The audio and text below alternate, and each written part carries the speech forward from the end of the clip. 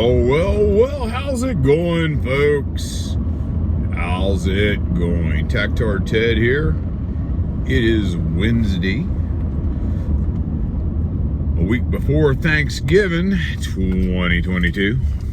And talk a little bit about what's going on in the news. Well, yesterday, everybody thought we were immediately going to have World War III. Oh my word. There were missiles flying into Poland, killing a couple of people and blowing up farm equipment. And it had to be those rascally Russians. Oh yes, it had to be Russians. The Russians had had enough of Poland bringing in mercenaries and military equipment to prop up the neo-Nazi regime of Ukraine. And they sent missiles in, although it turned out that's not what that was at all.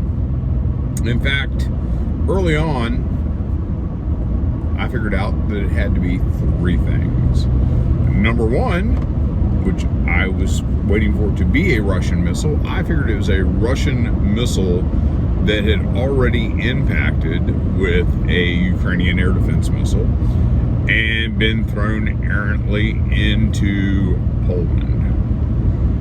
Or the next option was going to be, it was a false flag. It's going to be an older Tochka U that the Ukrainians lobbed in there. And the third option, which was the winner, is that it was an S-300 or other Ukrainian air defense missile that totally missed what it was supposed to blow up and ended up in Poland. And as I say, it turns out to be an S-300. S-300s, and of course immediately everyone had to say, oh, it's a Russian-made missile. It's a Russian-made missile.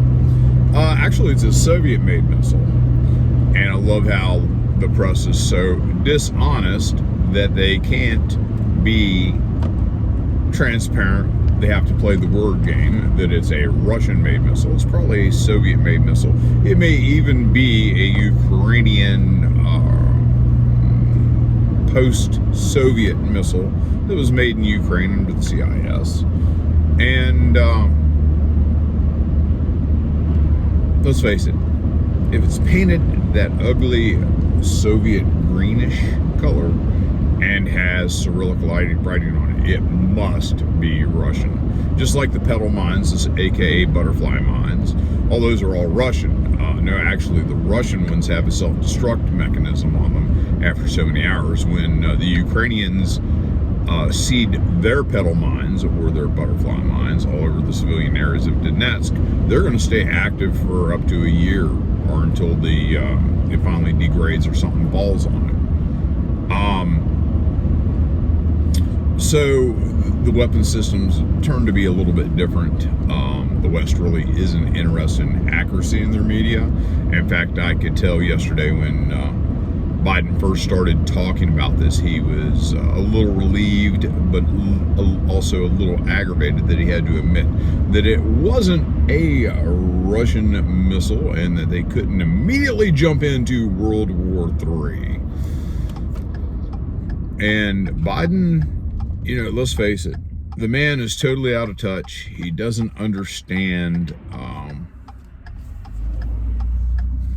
how power is ebbing and slipping away from him, that he's now lost the House of Representatives. And if it hadn't been for some very, very skillful manipulation of the voting process, they more than likely would have also lost the Senate.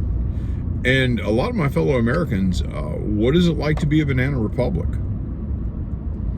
I mean, honestly, guys, we are no better than a banana republic. I remember being a kid. We could count all the votes in every race within 24 hours. If we did not know officially on election night, we knew the next day. Now we have election week where we need a couple of weeks. We got to massage. We got to figure out how much we have to cheat to get the desired result. Our elections are a joke, folks. They are absolutely a joke. And I will tell you, I've got no faith in the electoral process. I think the electoral process is a lie. And I will still go vote because, hey, that's my right. Somebody somewhere is going to count the real votes, and somebody somewhere is going to understand that they're not quite as popular. Now, they may not care. They may just think that, well, your generation is going to die off in the next 30 years. So why do we need to care what a bunch of Gen Xers think? We really just don't need to care. Well, that's one way to look at it. I also will tell you that I wouldn't count Gen X out yet. Yeah, our sight is narrowing. Our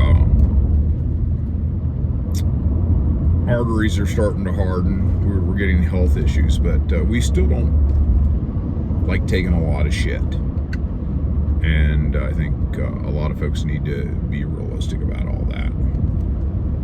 So that's going on in the news. Of course, Zelensky made his big speech to the G20, and then immediately after Russia started bombing, he put out this whole big propaganda thing to his fellow Ukrainians over the internet, who don't have internet. Most of them don't have electricity, but he put it out there for Western consumption because he didn't mean for his fellow Ukrainians to see this. He meant for the Western world to see this and gain huge amounts of sympathy. Why else do you put out a video statement to a country that effectively has no electricity?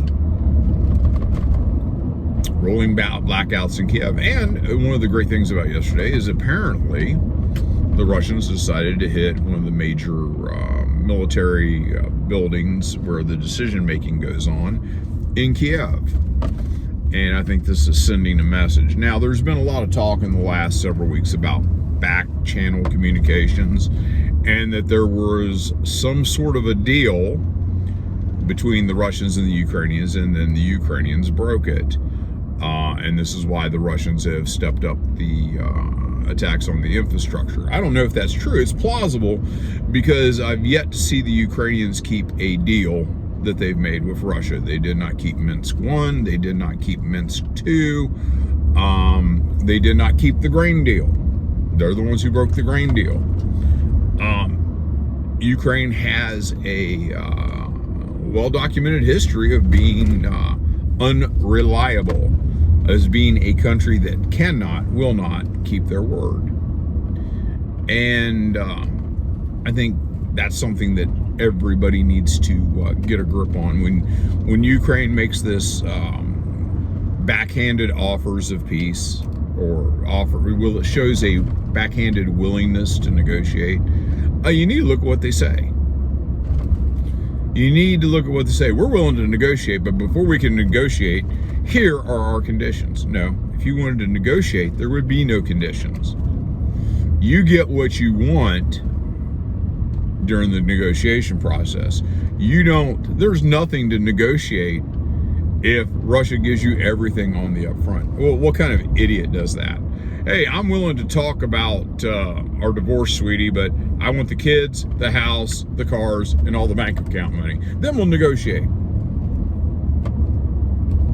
That's akin to what Zelensky's doing. And I think a lot of people don't get it. A lot of people don't pay attention. All they look at is this bright little headline or byline saying that, hey, Zelensky was ready to negotiate as long as Russia gives up everything in advance.